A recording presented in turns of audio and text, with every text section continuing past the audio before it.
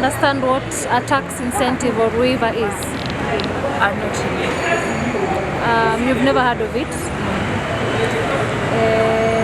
Do you know that there's some people who are given tax incentives or waivers in the country, like they don't pay tax at all? Yes. Like who? From my understanding, I feel like politicians and people who live above the 1% can get away with it. We do that. Or do you mean like products? No, an individual or organization. Churches. Churches. Yeah. Okay. They're not required to pay tax.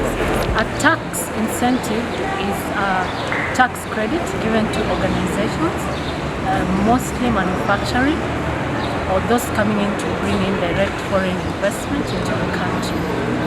A tax waiver is a total do away with for tax that is given to maybe organizations that are doing humanitarian work within the country. Who benefits from the tax incentives or waivers? Incentives mostly organizations that are investing or doing manufacturing. Waivers mostly non-governmental organizations, and at an individual level, maybe people living with disabilities. Do you have examples of the organizations that benefit? For waivers, yes, the United Nations is one beneficiary. I know they do not pay value-added tax, for example. Do you think they meet any accountable requirements for the government for them to be excluded? I think they do, because they have employed quite a number of Kenyans, and around the areas where they are located, there is quite economic growth, as well as general economic growth for the country. So would you say mostly international companies or local companies benefit from these waivers or incentives? I would say international companies mostly benefit from this waivers. Are you aware that the government loses revenues by offering tax incentives or waivers? Yes. How? Is there transparency on who loses or who gains these incentives and waivers?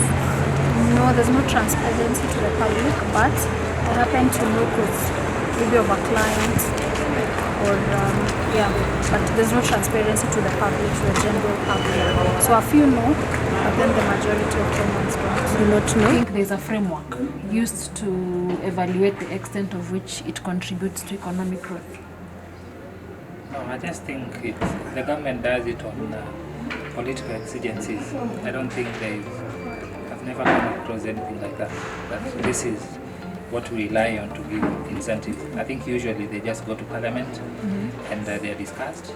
If the majority vote in favor, then I think during appropriation of budgets, then it's passed and we enjoy it. How does it contribute to the economic growth?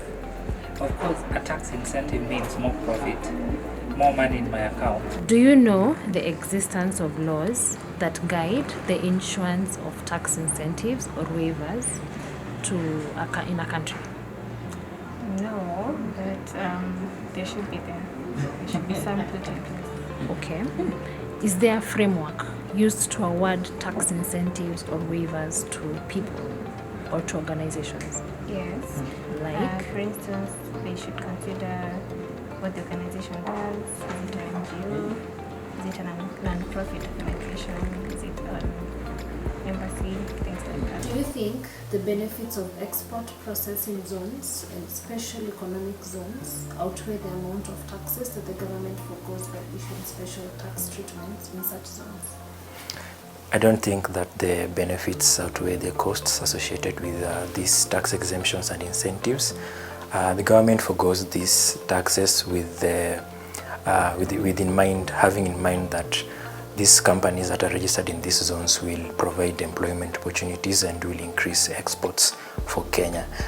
But looking at the data that is available, KNBS data, the overall employment from export processing zones compared to the total employment that is created by other organizations and companies, it shows that the proportion of employment created by these zones is dismal. That is one. Tax waivers are a good thing in an economy. They are necessary, but they should not be abused they should be used especially in addressing matters to do with vulnerable groups, vulnerable communities, so that they can be able to participate in the economy, especially if they have to invest. Then that allows them to invest, to start investing, and to have an opportunity to invest with the little resources that they have.